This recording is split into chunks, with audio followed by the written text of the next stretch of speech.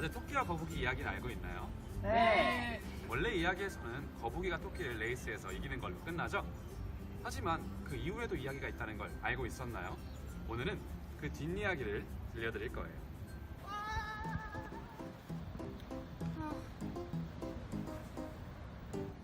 와, 이겼다. 결국 쉬지 않고 자신의 길을 달려온 거북이는 토끼를 레이스에서 이겼습니다. 블록버스터 거북이는 1985년 최초로 자신의 비디오 렌탈 오프라인 매장을 런칭한 뒤 꾸준히 성장을 하여 비아컴에 84억 달러에 인수되고 매장이 하루에 하나씩 생기고 있으며 회원 수도 5천만 명이나 확보하는 등 눈부신 성과를 이뤄냈습니다. 넷플릭스 토끼는 너무 여유를 부려서 거북이보다 13년이나 늦은 98년에 출발한 것을 후회했습니다. 거북이에 비해서 매출도 규모도 보잘것 없었거든요. 회원 수도 30만 명밖에 안 됐고요. 인터넷을 기반으로 한 DVD 렌탈 산업은 그 잠재력이 뛰어났으나 넷플릭스가 감당하기에는 조금은 컸나 봅니다. 그래서 너무 힘든 나머지 토끼는 거북이에게 자신을 부탁했습니다. 거북아, 혹시 나를 5천만 달러에 고용할 생각 없니? 난 너 없어도 잘 살 수 있는데?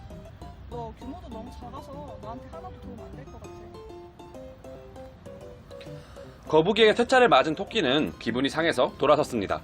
하지만 토끼는 이렇게 거절을 당하고 오기가 생겨서 복수를 다짐하였습니다.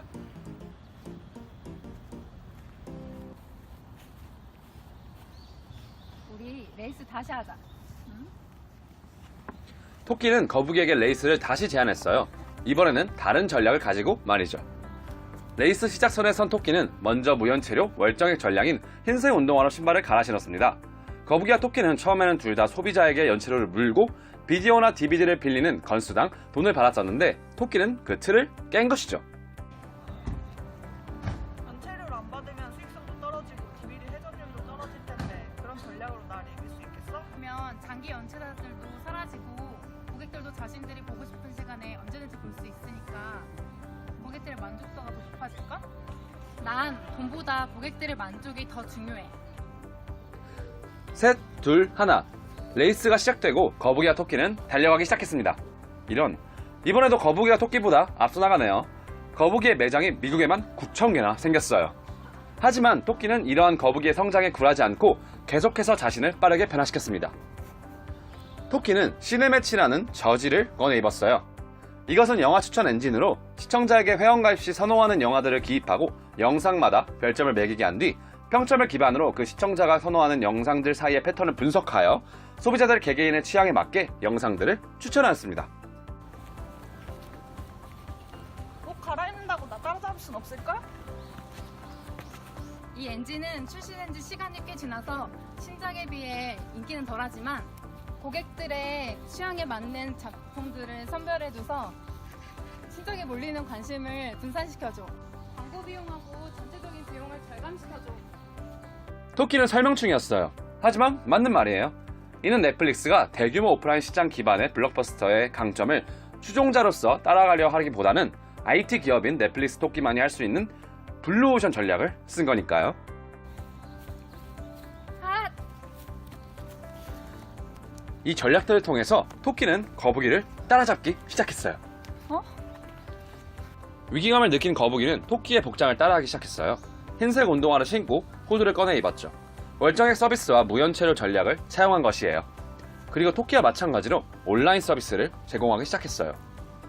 영화 추천 엔진을 만들지는 못하지만 자신의 수많은 매장을 이용하여 온라인과 오프라인을 결합하여 시너지 효과를 내려고 노력했습니다. 이게 바로 온오프라인 통합회원제 서비스 토탈 어세스죠. 거북이의 모방 전략은 나름 성공적이었어요. 회원을 2달 만에 100만 명을 모았거든요. 하지만 거북아, 지금 뭐 하는 거야? 연체료는 우리 수익의 10%가 차지하고 있는데 그걸 없애면 어떻게 하라는 거야? 그리고 신규 고객을 유치하는데 1인당 50달러나 쓰고 있으면 어떡해? 토끼는 38달러밖에 안 쓰는데. 하지만 대주주님, 이렇게 해야 토끼를 이길 수 있어요. 이젠 오프라인보다 온라인이. 고객 만족도 토끼에 비해서 떨어지고 이렇게 할 거면 다른 거북이 데리고 와.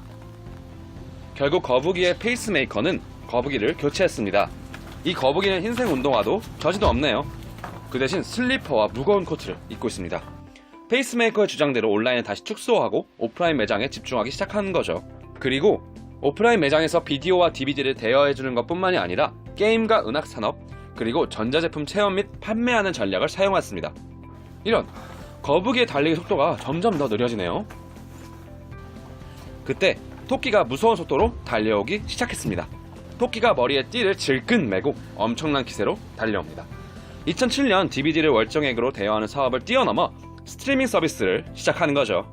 2000년대 중반부터 IT 기술의 급격한 발달로 인터넷 환경이 많이 개선되었는데 토끼는 이 기회를 놓치지 않았습니다. 거북이에 비해서 몸은 작지만 그만큼 환경에 맞춰서 자신을 변화시키는 것을 두려워하지 않았습니다. 토끼는 스트리밍 서비스를 통해서 2007년부터 2008년에 1년 동안 신규 가입자를 200만 명 확보했고 그 다음에는 300만 명이나 증가했습니다. 동시에 오프라인 가입자를 온라인 가입자로 전환시킴으로써 우편 배송 비용을 크게 줄일 수 있었죠. 내가 알던 거북이랑 다르게 생겼지만 하여튼 내가 먼저 갈게.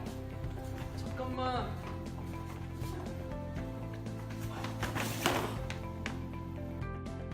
거북이는 결국 2008년에 파산을 신청하고 그리고 2010년에 파산하였습니다. 이건 스포일러지만 현재 미국의 매장이 겨우 3개가 남았다고 하네요. 자, 그럼 다시 토끼를 볼까요? 토끼는 스트리밍 서비스를 통해서 승승장구했습니다. 내가 이제 1등이다. 이제 아무도 날 이길 수 없을까? 그때 토끼가 무언가를 흘리고 갑니다.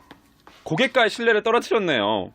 토끼는 DVD 대여와 스트리밍 서비스를 결합하여 제공하고 있었는데 킥스터라는 새 비즈니스를 런칭하며 서비스를 분리하여 요금을 받기로 일방적으로 결정했습니다. 고객들은 $2만 추가하면 스트리밍 서비스를 이용할 수 있었는데 이제는 요금을 거의 2배로 내야 하는 것으로 변한 것이죠. 정액제 기반 서비스로 가격에 대해 민감한 사용자들을 많이 모집한 토끼가 가격으로 꼼수를 부리는 듯한 인상을 보여주어 고객들의 신뢰감이 큰 타격을 입었습니다. 이로 인해 고객이 약 100만 명이나 빠져나갔습니다. 토끼는 이러면 안 되겠다 싶어서 결국 비장의 카드를 이용하기로 마음먹었습니다. 바로 넷플릭스 토끼의 오리지널 컨텐츠 하우스 오브 카드죠.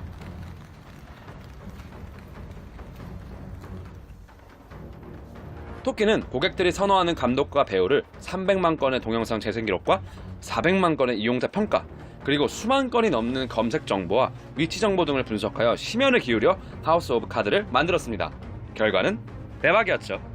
이렇게 다양한 컨텐츠들을 개인화된 추천 알고리즘을 통해서 제공하고 기존 IPTV나 케이블과는 다르게 직접 제작한 컨텐츠를 한 시즌 통째로 제공하는 방식을 채택하였습니다. 요일, 지역, 성별, 로그인 시간, 장르 등을 수집 분석하였더니 시청 패턴이 여러 편을 한 번에 몰아서 보는 경우가 많았기 때문이죠.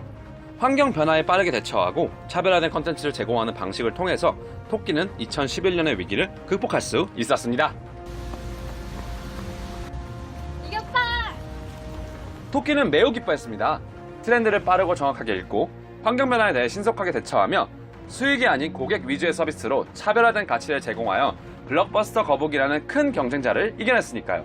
결국 토끼는 매출 3.1조 달러, 가입자 수 1억 395만 명, 그리고 지난 10년간 성장률 7,760%를 기록하였습니다. 하지만 토끼는 여기서 멈추고 싶지 않았습니다.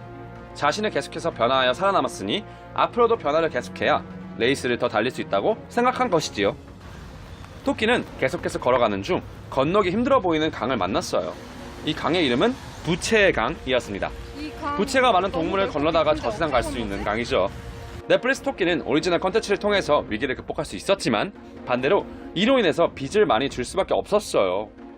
2017년 상반기에 토끼의 부채 규모는 23조 5천억 원에 다다랐습니다.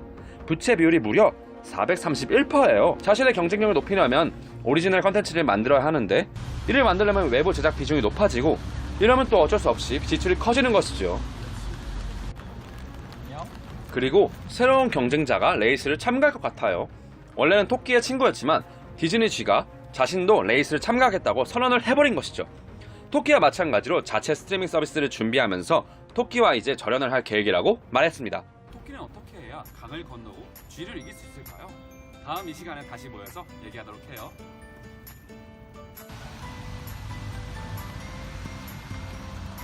이제 어떻게 하지?